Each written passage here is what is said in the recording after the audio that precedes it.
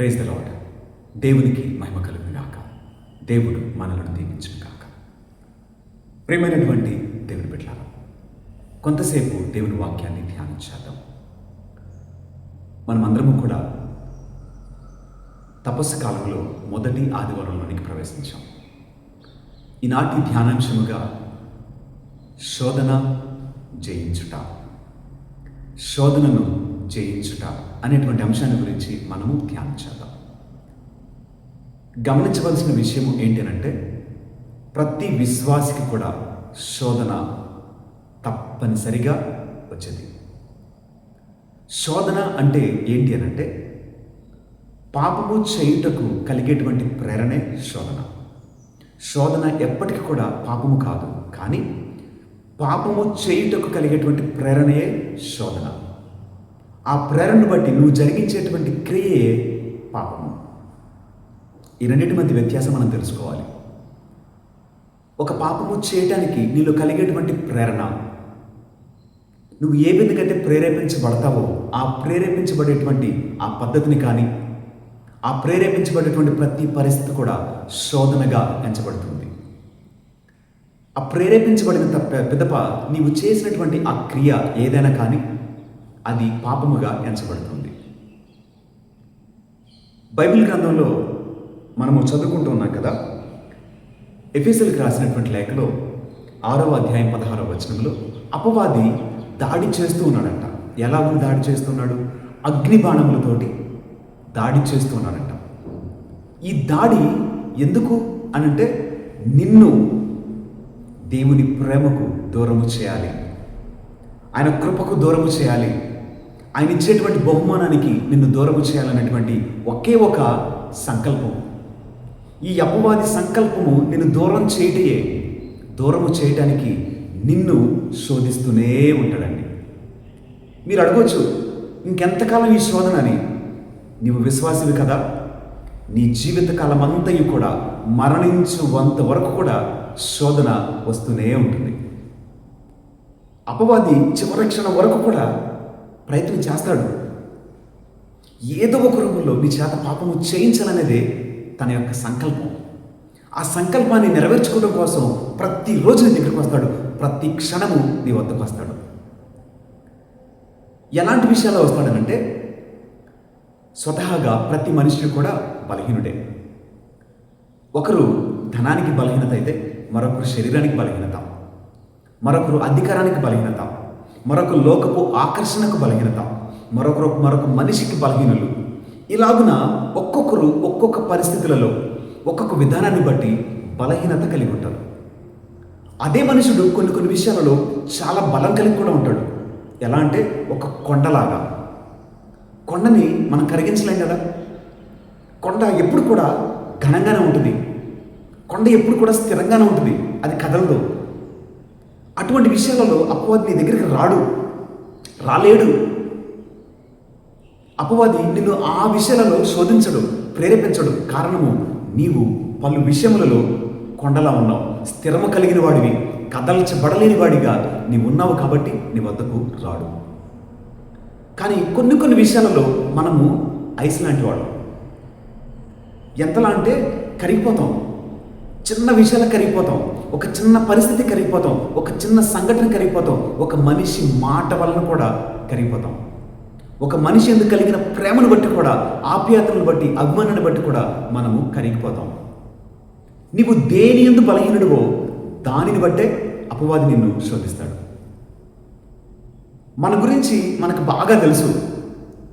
మన మనసు ఏంటి, మన ఆలోచన ఏంటి, మన శక్తి ఏంటి, మన జ్ఞానం ఏంటి, మన బలం ఏంటి, మన పలుకుబడి ఏంటి, అన్నీ మనకు తెలుసు. మనతో పాటుగా యేసయ్యకు కూడా తెలుసు. యేసయ్యతో పాటుగా అపవాదికి కూడా తెలుసు.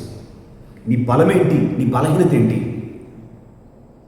నీ శక్తి ఏంటి, నీ సామర్థ్యం ఏంటి, నువ్వు ఏం చేయగలవు, నువ్వు ఏం చేయలేవు అనే విషయాలు ఈ ముగ్గురు వ్యక్తులు తెలుసండి. ఒకటి నీకు, రెండవది మన తండ్రికి, మూడవది అపవాదికి. ఈ ముగ్గురికి మనమేంటో పరిపూర్ణంగా తెలుసు. తెలిసిన ఈ క్రమంలో తండ్రి ఏమో నిన్ను బలపరచాలనుకుంటాడు, అపవాదేమో నిన్ను బలహీనపరచాలనుకుంటాడు. ఈ బలహీనపరచడానికి నీ ముందుకి అనేక శోధనలను తీసుకొని వస్తూనే ఉంటాడు. మనము జోరిగి గురించి విన్నాం కదా. ఈ జోరిగి ఏం చేస్తుంది?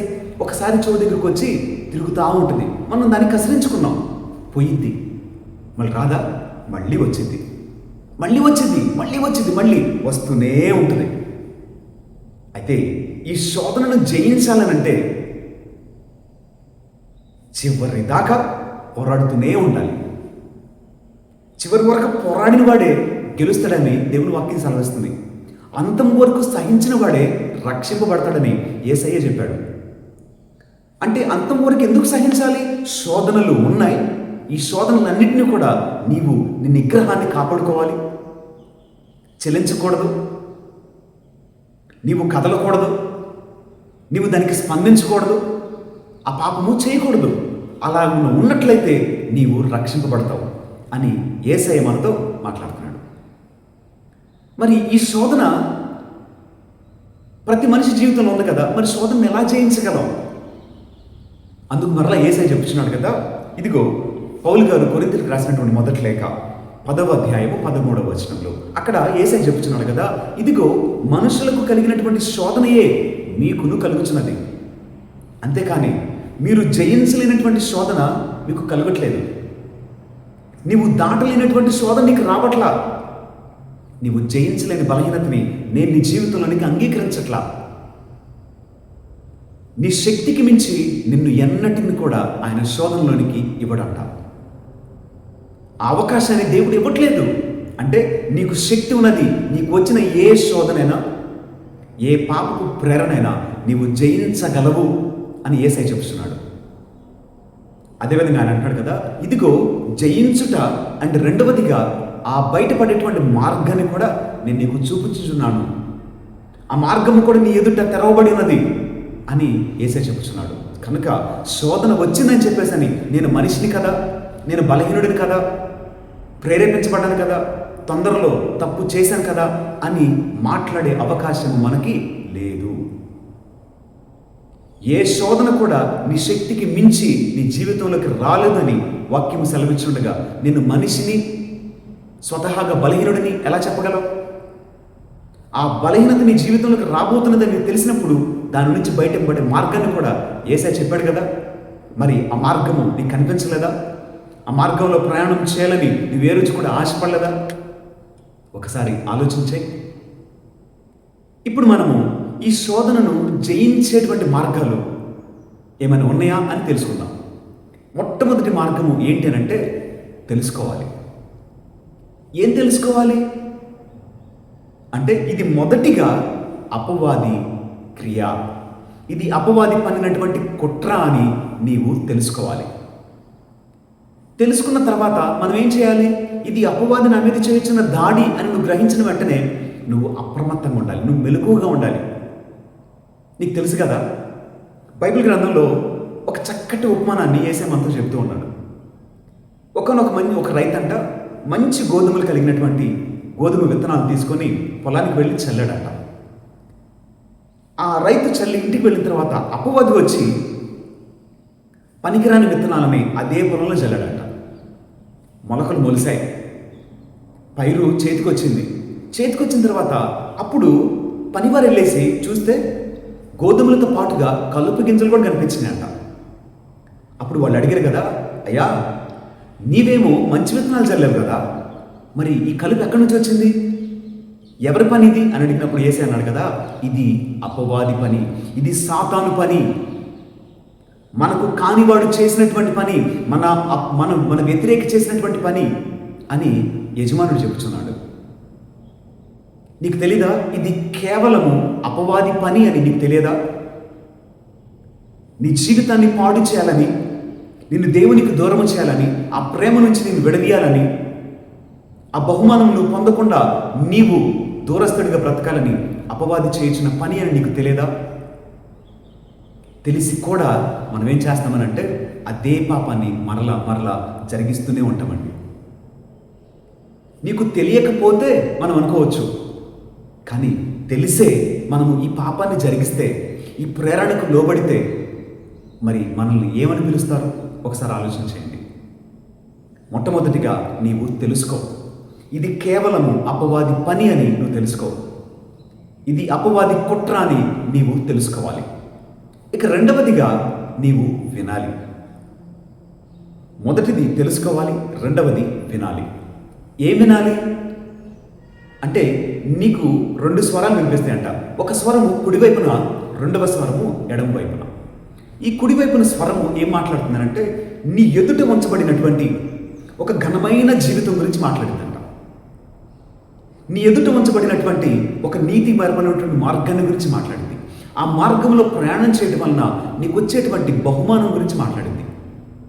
నీ కొరకు దాచి ఉంచినటువంటి ఒక మంచి పేరును గురించి మాట్లాడింది. నీకు ఇవ్వబడేటువంటి ఒక నూతన వస్త్రమును గురించి మాట్లాడింది. నీకు ఇవ్వబడేటువంటి సింహాసనం గురించి, నీకు ఇవ్వబడేటువంటి కిరీటమును గురించి, నీకు ఇవ్వబడేటువంటి రాజదండమును గురించి, అధికారమును గురించి ఈ స్వరం మాట్లాడుతుంది. నిత్య జీవితంలో నీ స్థాయి ఏంటి, నీ స్థితి ఎలా ఉండబోతున్నది, నీ కొరకు నిర్మించబడినటువంటి ఒక అందమైనటువంటి గృహము ఎలా ఉన్నదని ఒక స్వరము నీ కుడి వైపున మాట్లాడుతున్నది. ఇక రెండవ స్వరం వచ్చేసి ఎడమ వైపున నీవు నిన్నటి జీవితంలో నీవు చేసిన పాపం ఏంటి, నీ బలహీనతలేంటి, నీ వ్యసనం ఏంటి, నీ ఆకర్షణలేంటి, నీవు గత జీవితంలో ఎలాగున సంతోషించావు, ఆ పాపపు రొస్టులో నీ జీవితము ఎంత ఆనందంగా ఉంది అనేటువంటి విషయాన్ని మరొక స్వరం జ్ఞాపకం చేసిందంట. ఈ రెండు స్వరాలలో నీవు దేనిని వింటావు? నీవు ఏ స్వరం విని ఏ మార్గంలో వెళ్తావు? అందరం అంటాం కదా, ఏసే మాటే కదండి, ఏసే చెప్పింది వింటాం కదండి అని అనుకుంటావు. కానీ నువ్వు వినేది నీ ఎడమ ప్రక్కన అపవాది పిలిచేటువంటి పిలుపు.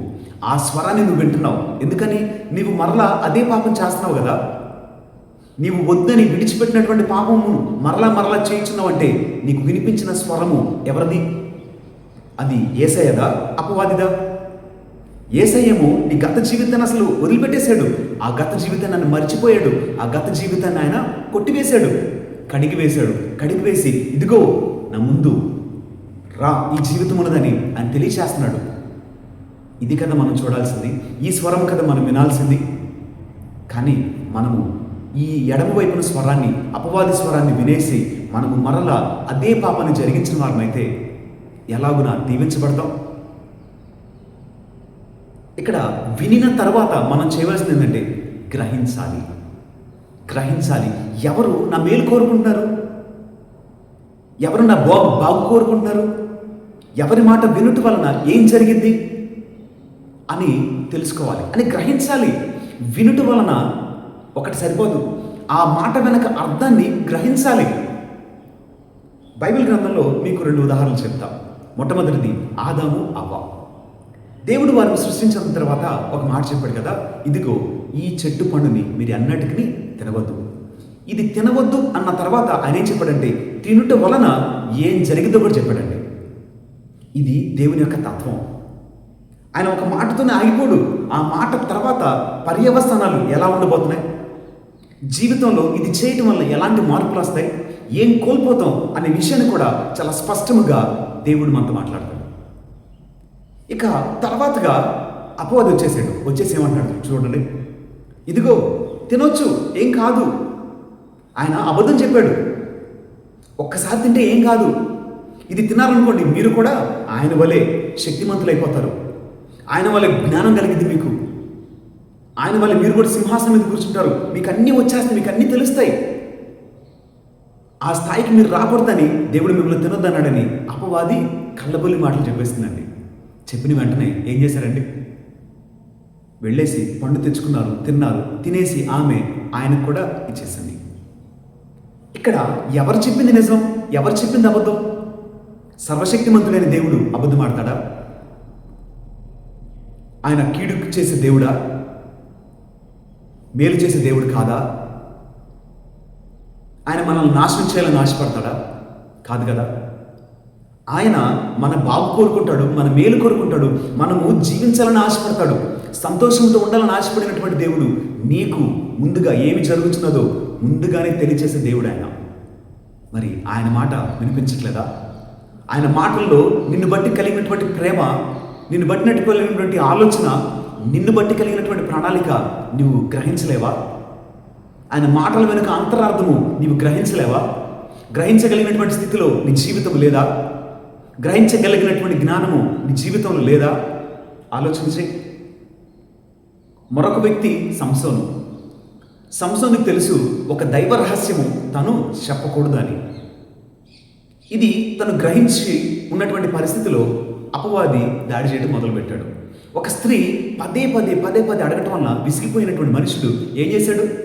తను చెప్పకూడనటువంటి రహస్యాన్ని, పంచుకోకూడనటువంటి పరమ రహస్యాన్ని తను చెప్పేశాడు. చెప్పిన తర్వాత జీవితం ఏమైంది? దేవుడు చెప్పొద్దన్నాడు, కానీ అపవాది చెప్పేలాగా ప్రేరేపించగా చెప్పేశాడు. తన జీవితము ఏమైపోయిందో మనందరికీ తెలుసు. కనుక ఏ స్వరాన్ని వినాలని ఆశపడుతున్నావు, ఆ స్వరము వెనక అంతరార్థం ఏంటో నువ్వు గ్రహించగలిగితే నీవు తప్పక కుడివైపున యేసయ్య మాట వింటావు. ఆ మాటల్లో అంతరార్థాన్ని గ్రహించి ఆయన చెప్పిన విధంగా జీవిస్తావు. ఇక మూడవదిగా పాటించుట. మొట్టమొదటిది తెలుసుకున్నావు, రెండవది విన్నావు, మూడవది పాటించుట. ఇది అపవాది దాడి అని నువ్వు తెలుసుకున్నావు. ఇది అపవాది నిన్ను దూరం చేయాలని విన్నావు. వినిన తర్వాత నువ్వేం చేయాలి? ఇప్పుడు నువ్వు యుద్ధంలోకి వచ్చేసావు. ఈ యుద్ధంలో నువ్వు పోరాడాలి.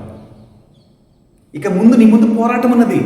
ఇక సవాలుకరమైన జీవితంలో నువ్వు అడుగుపెట్టి ఉండగా నీవు పోరాడాలి. నువ్వు పాటించితే పోరాడుట. ఈ పోరాడే క్రమంలో నీ శక్తి సరిపోదు, ఖచ్చితంగా సరిపోదు. అందుకు ఆయన ఏమన్నాడు తెలుసా? నా శక్తిని నీకు ఇస్తా, నీ చేయి పట్టు నడిపిస్తా. ఆయన చేయి పట్టుకుంటే నీవు ఎన్నటికి నీ పడిపోగలిగినటువంటి పరిస్థితులు రావు.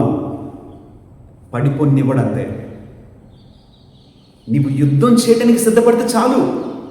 యుద్ధము యెహోవాదే. యెహోవా యుద్ధం చేస్తే ఓడిపోయిన మనుషులు ఎవరు చెప్పండి? ఆయన నీ పక్షమునుండగా నీకు ఎదురు నిలవగలిగినటువంటి మనుషుడు ఎవరు? ఏ శక్తి నిలవగలదు? అది ఎంత అధికారం కలిగిన వాడైనా, ఎంత శక్తిమంతులైనా, ఎలాంటి వాడైనా ఆయన నీ పక్షమును నిలబడితే నీకు ఎదురు నిలబడగలడా? ఆలోచించే. యేసయ్య మనందరికీ కూడా ఈరోజు ఉదాహరణ చూపించాడు తన జీవితం ద్వారా. శోధన కలిగినప్పుడు ఎలాగున జయించాడు? ఆహారం అనేటువంటి శోధన జయించాడు.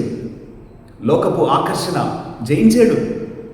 దేవుని శోధించుట జయించాడు. పాటించుట ద్వారానే మనం జయించగలం. తెలుసుకో, గ్రహించు, పాటించు. శోధనను తప్పక జయిస్తాం. దేవుడు శోధనను జయించగలిగిన శక్తిని, సామర్థ్యమును, అంత గొప్ప జ్ఞానాన్ని మనందరికీ దయచేసి మనలను దీవించునుగాక. ఆమేన్.